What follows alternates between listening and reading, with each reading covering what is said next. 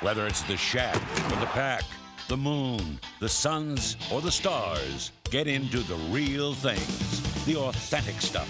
Get into Sports Illustrated Insider Authentics, the catalog that gets you into the game for real. Insider Authentics takes you into the locker room to suit up like the pros. Whatever your team, college or pro, you'll get issued what they get issued.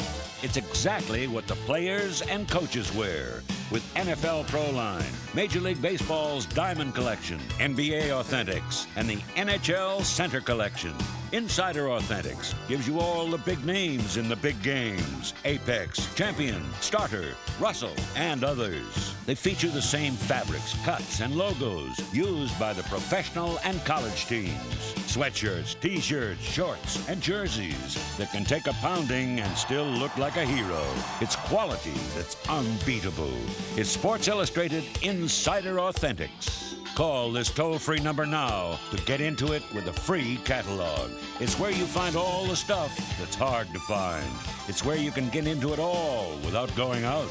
And you get it all on time with express delivery that won't keep you waiting. Plus, you can order the sports videos that capture the excitement of the event, the teams, the stars. You'll also get inside the world of sports celebrities through signed helmets, balls, and covers. These items are limited, so call now for a free catalog. Ask how you can join the Insiders Club and save 10% on all purchases. Plus, you'll receive 2 free videos. Watch for Insiders Authentics ads in Sports Illustrated. Get inside with royalty, the mighty, the biggest, and the best. It's great stuff.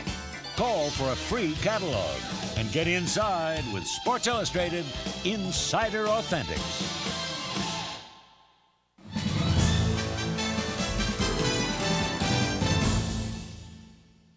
Hi, I'm Peter King of Sports Illustrated. Along with my colleague Michael Silver, it's my pleasure to introduce the 1995 Chicago Bears Video Yearbook. In this Sports Illustrated special presentation, we're going to give you an exclusive look at Chicago Bears football, past, present, and future. And we're going to start with a review of the 1994 Bears season, a highlight package we call All for One. And Michael, in the NFC Central, the closest, most competitive division in football, the question every year has to be, what have you done for me lately? What have you done to make yourself a better team, to distance yourself from the pack from the previous year? I believe the Bears have got the real difference maker now on their team in Rashaan Salaam. What do you think? I agree with you, Peter. The Bears haven't had a frontline halfback since Neil Anderson was in his prime. Salaam rushed for 2,000 yards last year, won the Heisman Trophy at Colorado. Then it became fashionable to talk about his shortcomings. Oh, the guy's not that fast. A lot of those yards came after he'd already turned the corner on option plays. Baloney. Rashaan Salaam is an immediate improvement for the Bears at halfback. Quarterback, I'm not so sold on. They brought in Eric Kramer last year to be the man. He didn't get it done. Steve Walsh came in. Doesn't have the arm strength you would like, but he is a pretty good leader. I think the other thing the Bears have going for them going into this year, I like their coach Dave Wanstedt on the Tuesday, Wednesday before a big game to be able to do the most in a strategic and motivational sense to help his team win a game. These are just some of the things we're about to see. For in addition to 1994 highlights, we've also got a preview of the 1995 Bears season, as well as a special trip down memory lane in our Bears Classic segment. That segment will feature profiles of 2 colorful Bears of yesteryear, quarterback Bobby Douglas and defensive end Ed Sprinkle, alias the Claw. So without further ado, Sports Illustrated proudly presents the 1995 Chicago Bears Video Yearbook.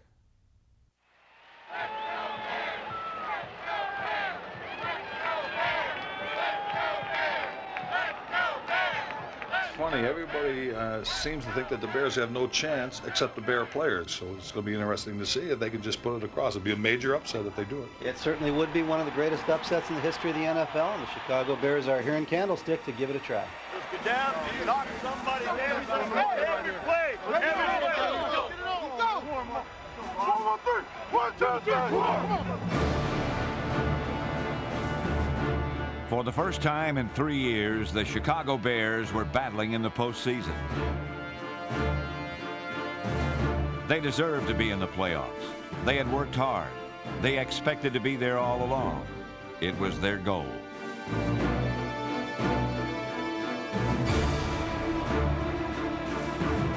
In Candlestick against San Francisco, the Bears held a slim early lead, then fought desperately to hold on.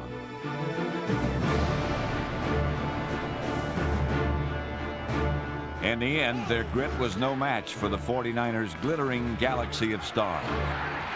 But it took the best team in the NFL to beat them. This young football team came about as far as it could go in the playoffs and ran up against a steamroller machine in the San Francisco 49ers. We have to remember, this is a team on the way up. They went from 5-11 to 7-9 last year, went to 10-8, 2 playoff games this year, so definitely another huge step in the right direction. It was a year to be proud of, a springboard for the season to come.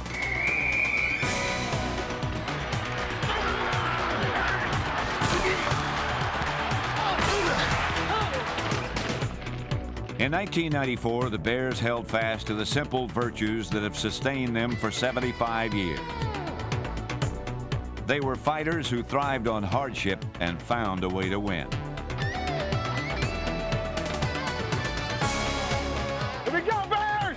Single back offense for the Bears. Kramer back to throw, pumps once now. Rainbow's the left side going for Connell. Yes. He's going to the 50. He's all the way to the 30, to the 20, to the 15, 10, 5, touchdown! Touchdown! Hell yeah! NFC Coach of the Year Dave Wanstead has built a playoff-toughened winner that plays the game the way it was meant to be. All out, all for one.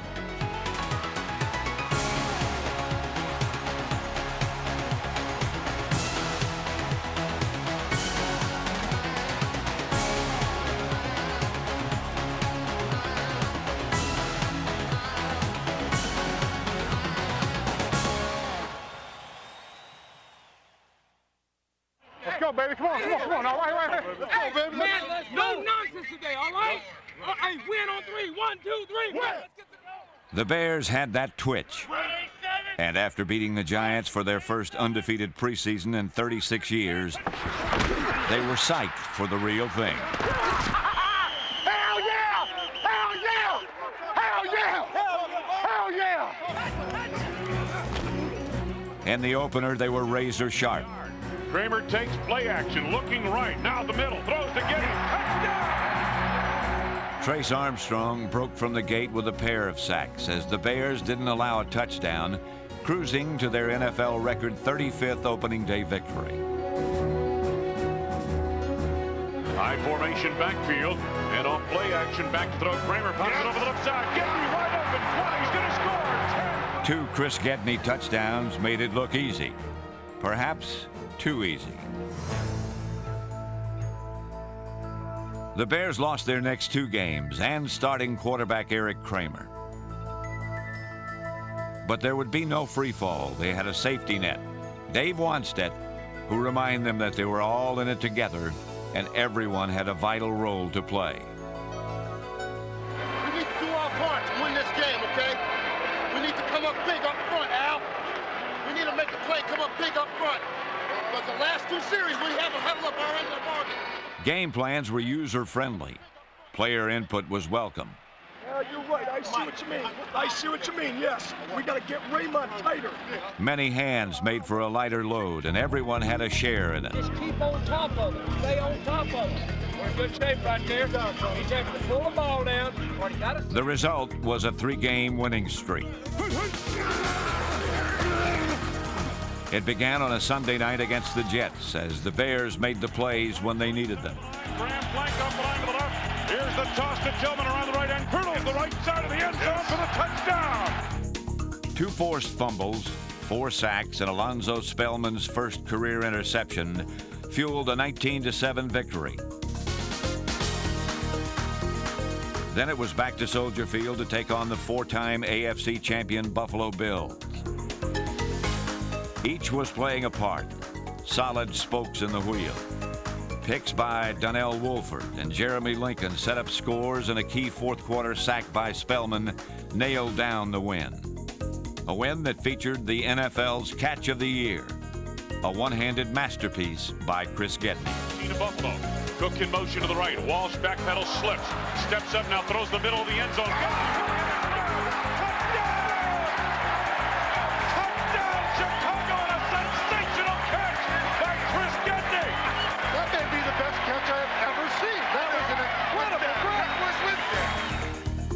Always built into the game plan was the freedom to seize the moment. Mark Carrier stepped forward this time with some impromptu magic against the Saints.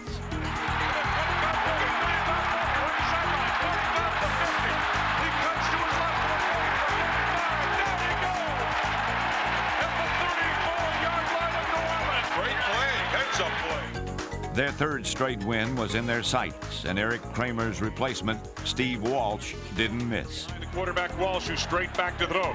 Swings the right side of the end zone. And touchdown! Oh, what a pass by Steve Walsh! Who were these guys? How had they leaped into first place? They were the resourceful young Bears, and the league was beginning to take notice. High formation, Graham wide to the right side, and here's the handoff to Lewis Tillman on right tackle. First down. It was all for one, all the way. The 75th anniversary was a time to celebrate where the Bears are going and where they've been. Throwback jerseys were unveiled and heroes returned. After all, the team George Halas founded has more Hall of Famers than any other. The Diamond Anniversary was also the perfect occasion for Michael McCaskey to honor two of Chicago's most cherished jewels.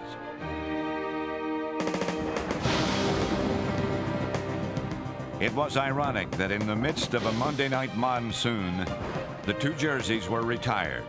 One worn by a legend who ran like the wind, and another by a raging storm who hit like a lightning bolt. I stand before you with deep humility and pride. I'm proud of Chicago, and I'm proud to tell you that when I played for you, I gave it the very best I could. Gale Sayers and Dick Butkus. No one will ever wear number 40 and number 51 in a Chicago Bears uniform again.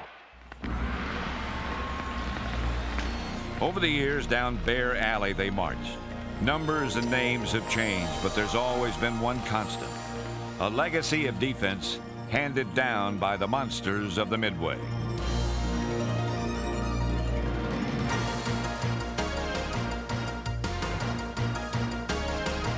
The charge was led up front by Carl Simpson, John Theory, Albert Fontenot, Jim Flanagan, Alonzo Spellman, sack leader Trace Armstrong, and Chris Zorich.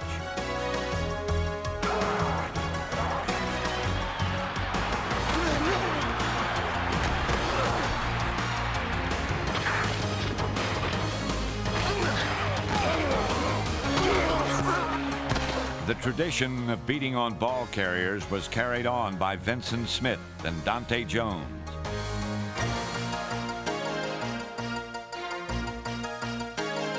Number 59, Joe Kane, lived in the backfield and led the team in tackles, while veteran Ron Cox filled in and feasted on the leftovers.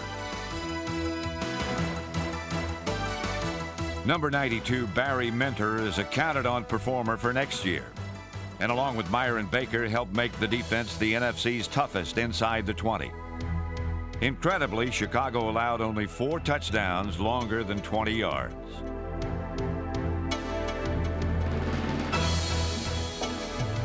Newcomer Marty Carter will ease the loss of Sean Gale and joins Kevin Minifield, Maurice Douglas, Jeremy Lincoln, Mark Carrier, and John Mangum in the secondary.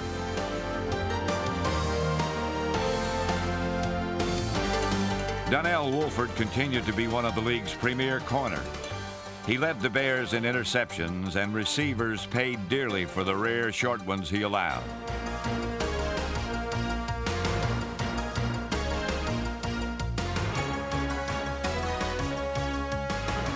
With the defense leading the way, Chicago caught fire once more, launching a new winning streak. It began in Tampa as the Bears rolled 20-6.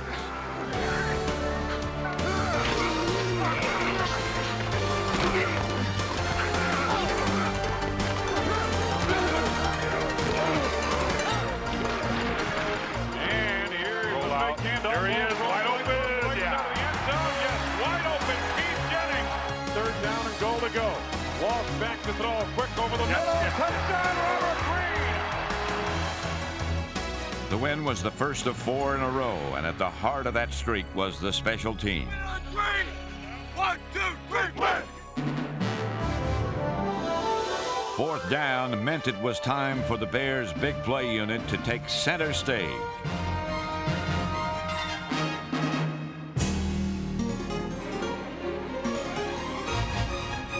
Many gave chase, but nearly always the same man got there first.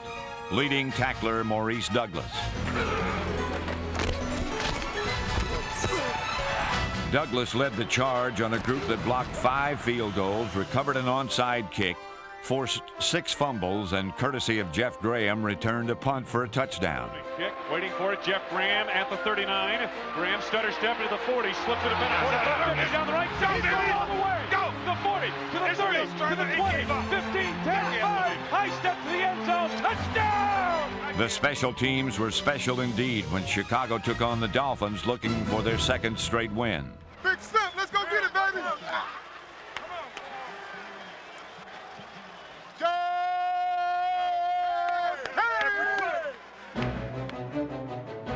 The Bears had never won in Miami, but this time it would be a different kind of game.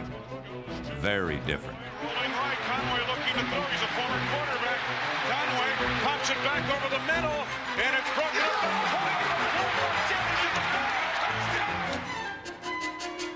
Curtis Conway's unlikely touchdown pass set the tone for Chicago's zaniest game of the season. A bizarre contest that tested the will of players, the patience of coaches, and the bounds of belief of all who watched. Intercepted, Darnell Wolford makes a turn and a spin move in the 30. He's to the 35-40, straight ahead, 45-50, cutting left. He's to the 45-40, fumbles the football, a touchdown. Late in a tie game, Steve Walsh ate up time and yardage on a clutch drive with 1 goal in mind. Take it all the way down, hold time and kick. Kevin Butler did just that. And from 40 yards out, it was dead solid perfect. But there was more madness. With 7 seconds left, Chicago needed one more miracle from their special team. Here's the snap, placement. It's blocked, deflected short into the end zone, and the Bears will win. The Bears will win the football game. It began with a touchdown pass from a wideout and ended with a blocked field goal from a right tackle. All for one yet again. Big Cat Williams was the man of the hour. And in the rain, the Bears were winners for the first time ever in Miami. Gotta win, baby. Gotta win. Huge win. It's unbelievable. Been down here in Miami, play so well under these conditions. It's a great time. In November, there was a traffic jam of 4 division contenders, and the Bears and Lions were 2 of them.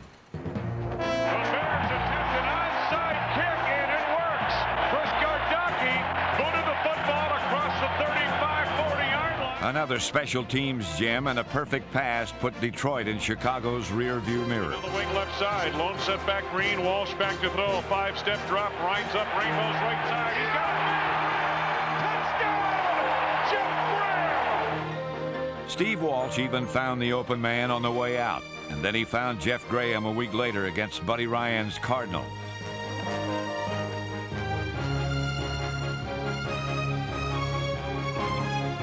Their 4th win in as many games would mean sole possession of first place in the division. And they caught a break early. To the right side, Walsh fakes the handoff, pops the end zone. Touchdown! In overtime, the Bears relied on execution, not lady luck. The Walsh to Graham connection clicked again, setting the stage for Kevin Butler, who in 1994 drilled his 1,000th career point. Out of the hole to Gardocki. Lewenberg on the snap. Here it is. Placement made. Kick by Butler. Sails to the uprights. And the Chicago Bears in overtime have defeated the Arizona Cardinals. Dave Wanstead's men roared through November to 8-4. They were alone atop the division. A big reason was an innovative approach on offense.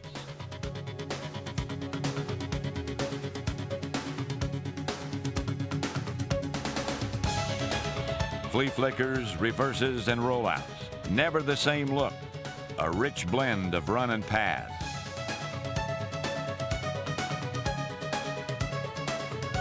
Thriving in the system were Steve Walsh and Derek Kramer, who together set club records in attempts, completions, yards, and percentage.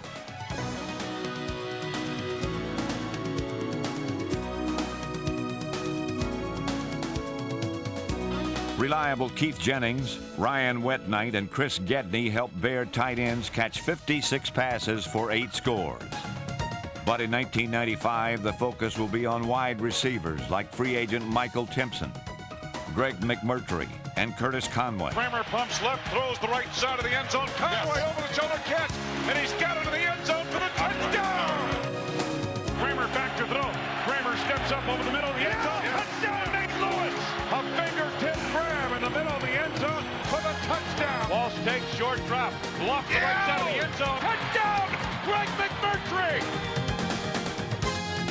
Jeff Graham had a stellar year catching passes in every game, 68 in all, the most by a Bear in 25 years. Play action back to throw. Kramer wings it deep down the left side. He's got Graham out there, makes the catch at the 35. He's going all the way, high stepping to the end zone for the touchdown. Center Jerry Fontenot was the trigger man, and up front Mark Bortz, Todd Perry, Jay Lewinberg, Troy Audzine, Andy Heck, and James Williams allowed only 25 sacks. An airtight pocket allowed Tom Waddle and the controlled passing game to flourish. Drive blocking sprung the ground attack. Lewis Tillman finished off every run on his way to 899 yards and a team-high 7 touchdowns.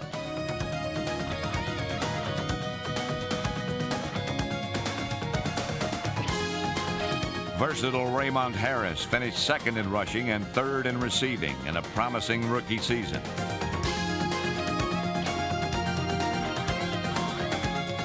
During the playoff push in a Week 14 shootout with the Vikings, Robert Green turned in one of the most electrifying plays of the year. Rushes out over the middle he goes. He's got Robert Green, tries to slip a defender and does. Cutting left. Green inside the 30. Breaks it on the tackle. 25-20 left sideline. The 15, his head comes right to the 5. Touchdown! What a brilliant run. A brilliant run. A rare Kevin Butler miss sent the game into overtime. And in sudden death, sadly, the Bears died fast and hard. Wings the right side. Caught on the play. Down the right sideline. Chris Carter's going all the way. 20, 15, 10, 5. Touchdown, Vikings. The game is over. When they lost again in Green Bay, the Bears were steamed. But like an angry volcano, they erupted against the Rams. Victory number 9 would mean a winning season, and more importantly, the playoff spot they had set their sights on from the very beginning. Play action, Walsh looks to the end zone, drills the middle.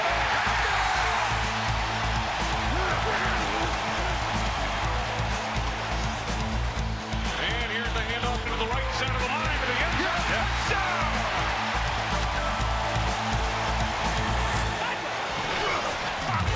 Walsh takes, gives Tillman right side, touchdown! They had done it together, joining once more the ranks of the NFL's elite.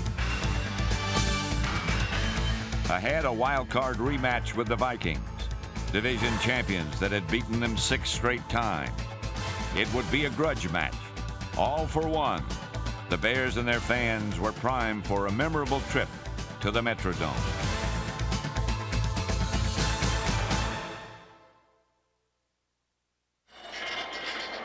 This afternoon from the Metrodome in Minneapolis, Minnesota, it's an NFC wildcard playoff contest between the Chicago Bears and the NFC Central Division Minnesota Vikings. Let's go!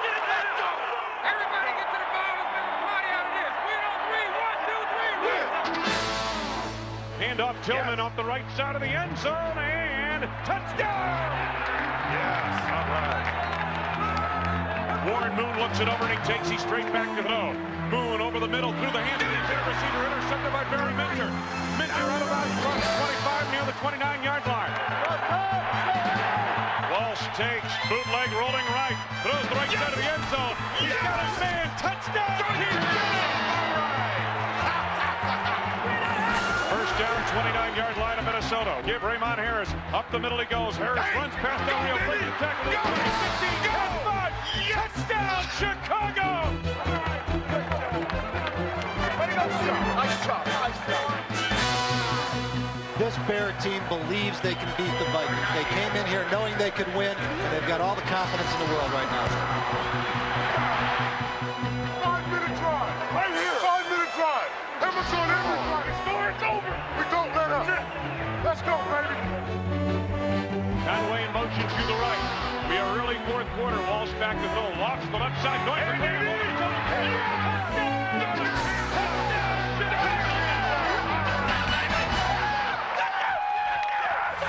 The Bears came in here to Minneapolis and thoroughly thrashed the NFC Central Division champion Minnesota Vikings in what I'd have to say one of the most inspired performances I've seen from a Chicago Bears football team. And I'm heroic too.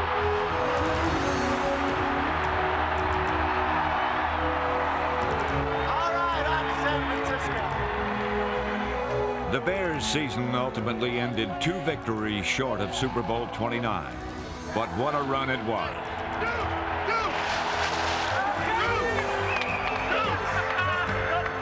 In only his second season, Dave Wanstead had convinced them of just how good they can be.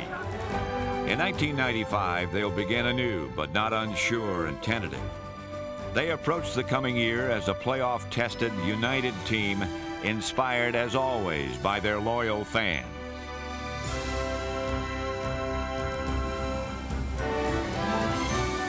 With each season, there are new challenges and little certainty. But for the Chicago Bears, one thing is certain. They will face 1995 all together, all out, and all for one.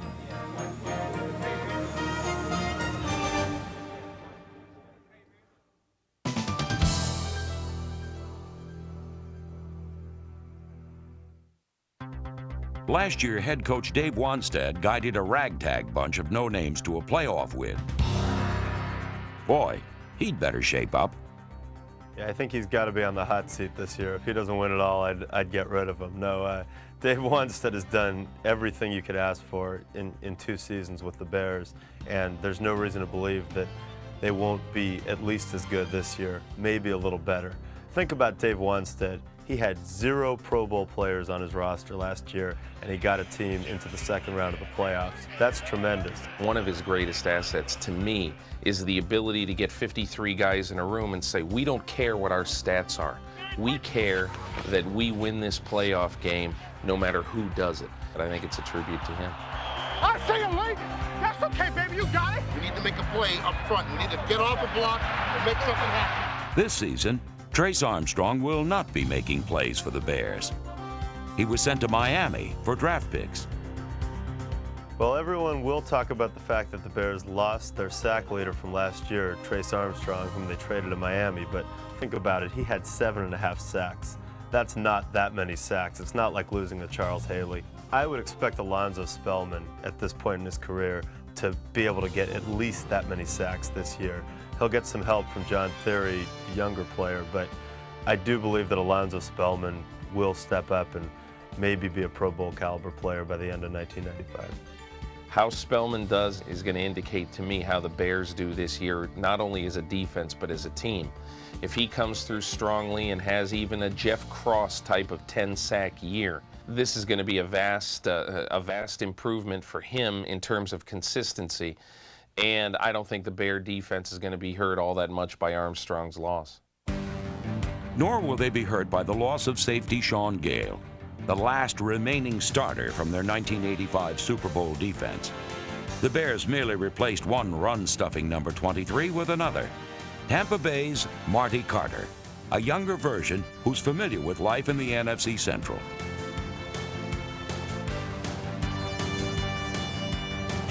Carter will join a unit of opportunistic role players, led by one of the best pure defenders in the league, playmaking cornerback Donnell Wolford, number 21.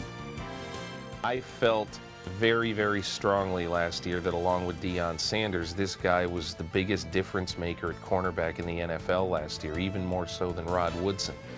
The reason I felt that way is very, very simple. He has become a physical player, and I think his coverage skills, I'm not saying are second to none, because I think Sanders really blankets people. Woodson, when he's on his game, does the same thing. But his coverage skills are as good as any player other than Deion Sanders, in my opinion, in the NFL. I think he's that good, and I think last year, him not being a Pro Bowl starter for the NFC was a huge injustice. I think that as far as a team defense concept, they played extremely well.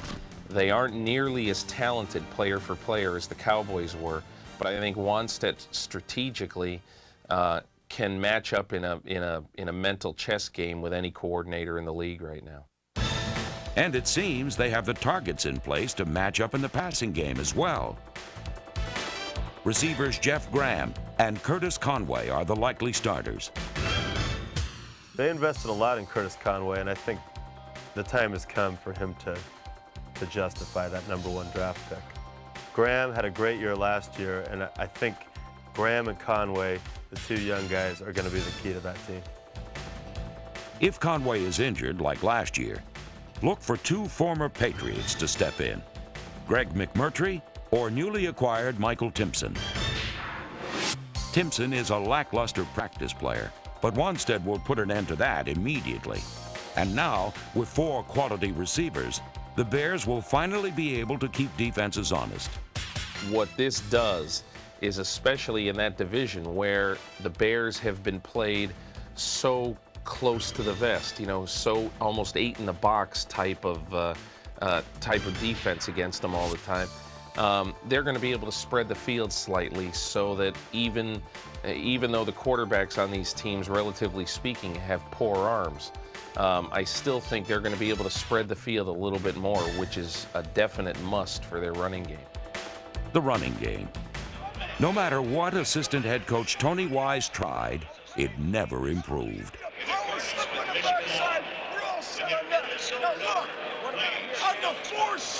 A couple of years ago down in Dallas, Wise unleashed Emmitt Smith.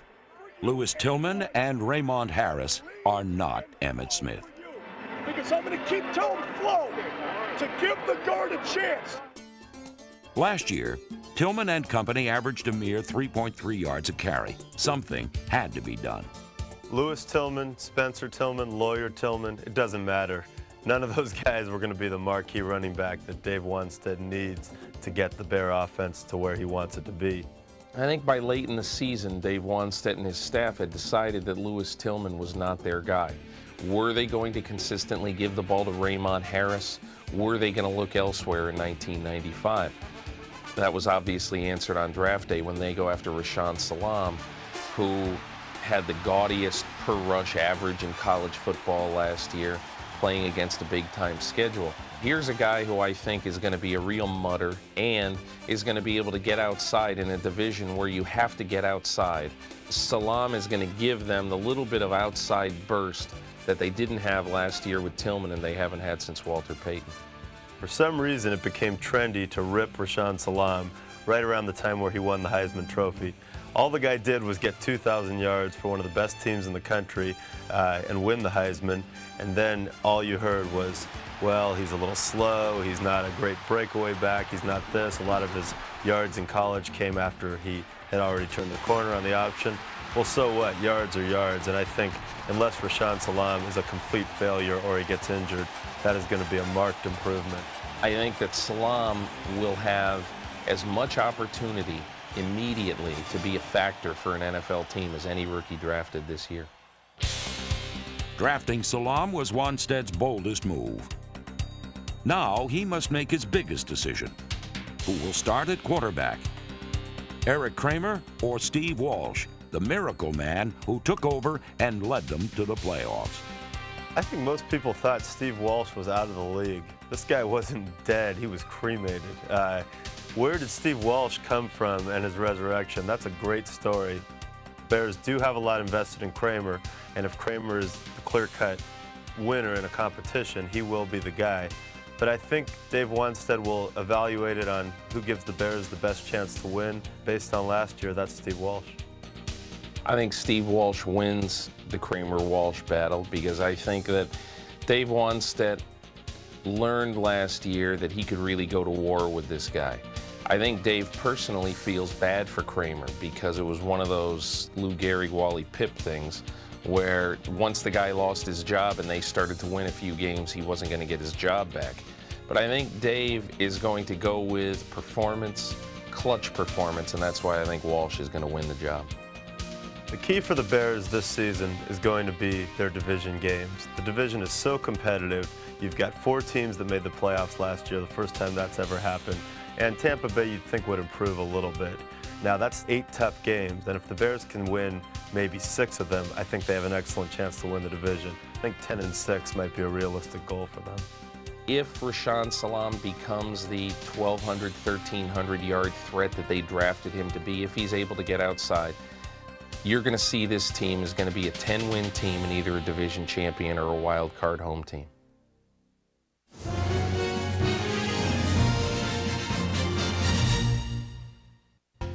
Bobby Douglas was a professional quarterback who often resembled an amateur magician. Even though his sleight of hand was a bit wobbly, his tricks were astonishing. Whenever Chicago's game plan threatened to disappear in a puff of smoke, Douglas had a knack for pulling a rabbit from his hat.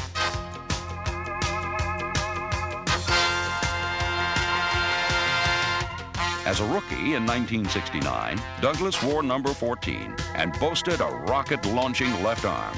I threw a ball over 90 yards a couple times, and I really think I could throw a ball 100 yards if I got the right throw off.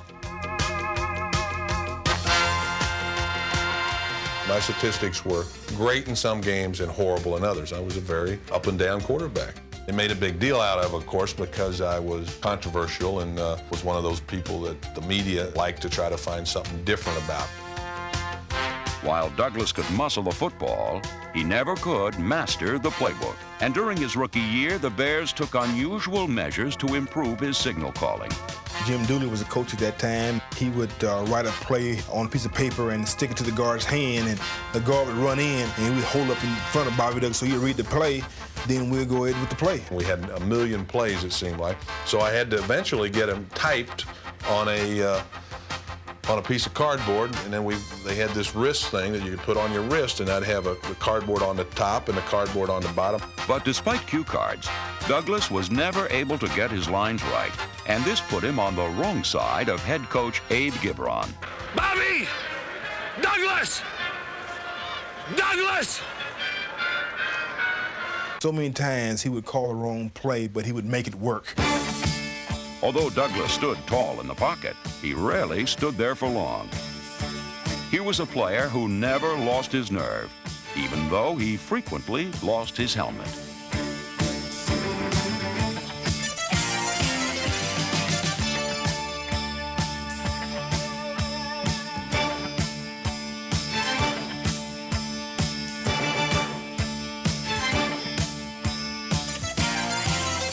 Douglas was a rugged individualist who approached every carry as if it were a wild waterfront brawl.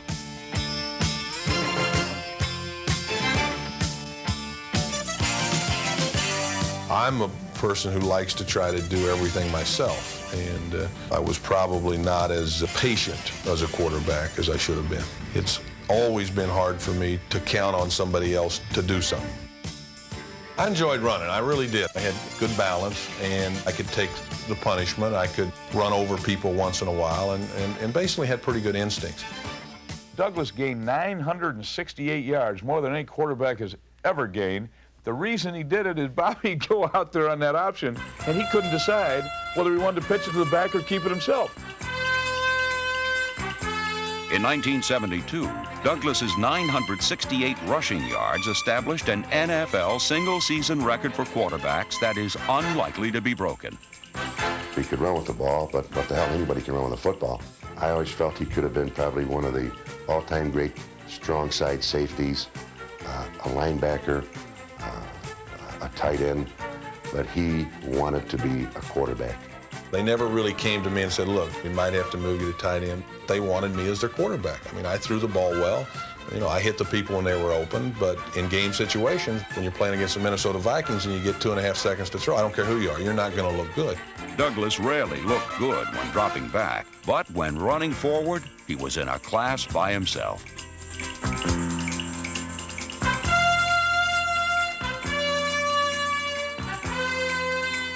For 7 seasons, Chicago Bears fans and opponents never knew what Bobby Douglas was going to do next.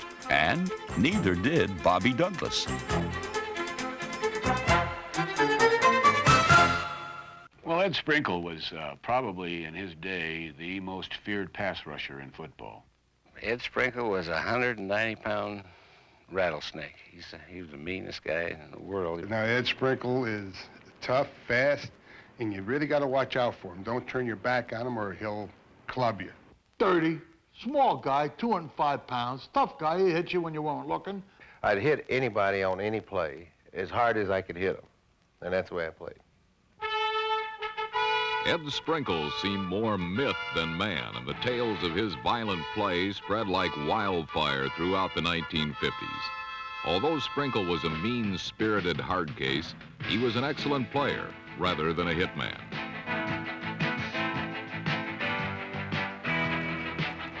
So good, in fact, that number 7 was double-teamed on most plays. He was an intense competitor who never gave up and ruled by intimidation, not dirty deeds. Sprinkle never liked to lose. Sprinkle was not a dirty football player, as a lot of people think he was. But he wanted to give you the impression that he was, and that gave him the edge. He was just short about 4 inches, 3/4 of an inch of being dirty. He always got there just in time to hurt you. But it was in time that it was legal. He'd run by and stick his arm out and clothesline. I remember one time we're playing against him out there, and George Radaman was our quarterback. And we're playing him in the Yankee Stadium, and he clotheslined Radaman, and Radaman didn't wake up till the 4th quarter in the locker room in Yankee Stadium. He knocked him out. Under head coach and owner George Halas, the Chicago Bears were traditionally a rough, tough team.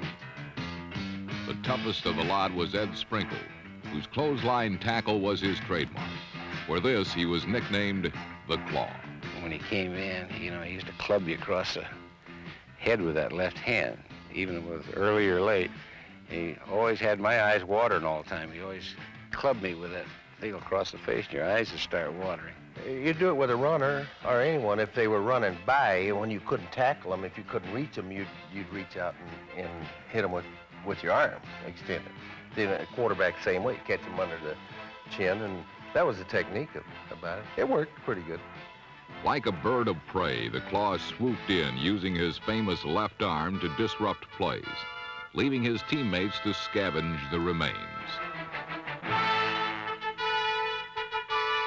Sprinkle's guillotine left arm savaged quarterbacks and scattered their senses.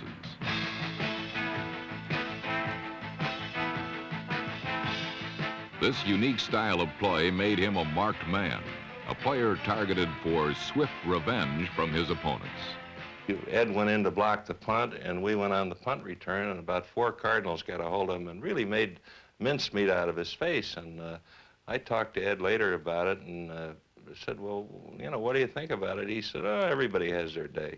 We were playing Green Bay, and they had a end from Michigan who was a very elusive end, and he played offensive left end, and he had a little mustache. And Halas says, I'll give you $5 for every hair that you pull out of this guy's mustache. See? And they said that they ran a play, and I come running off the field holding my hand and started counting. Now Although Sprinkle was not a hatchet man, he was stuck with that reputation, and it got to be that players kept one eye out for the ball and the other for the Claw. This was especially true of the Rams' Deacon Dan Towler. The Rams were about to score, and Waterfield called Towler's number over to our side of the line, my Bulldog Turner and myself, and Towler wouldn't carry the ball, and Waterfield kicked him on the field and sent him off to the sidelines. I hit Dan Towler a couple of times with the shoulders, real aggressive, and I hit him so hard that the next time I came in, he even looked the other way and let me. And that's when I got Waterfield. We had two quarterbacks at that time, Waterfield and Van Brockland. He broke Waterfield's cheekbone, put him out of the game, got me in the game, and he got 3 of my ribs later in the ball game. He remains a contradiction. Some say he was clean and tough. To others, he was vicious. Ed Sprinkle, the angel with a dirty face. Ed Sprinkle was kind of a Jekyll and Hyde. Off the field, a wonderful guy. Just a very pleasant fellow to be around, a nice guy to be on a party with, and things of that nature. But on the field, his character did change. He was a punishing football player. Off the field, one of the gentle people of the world.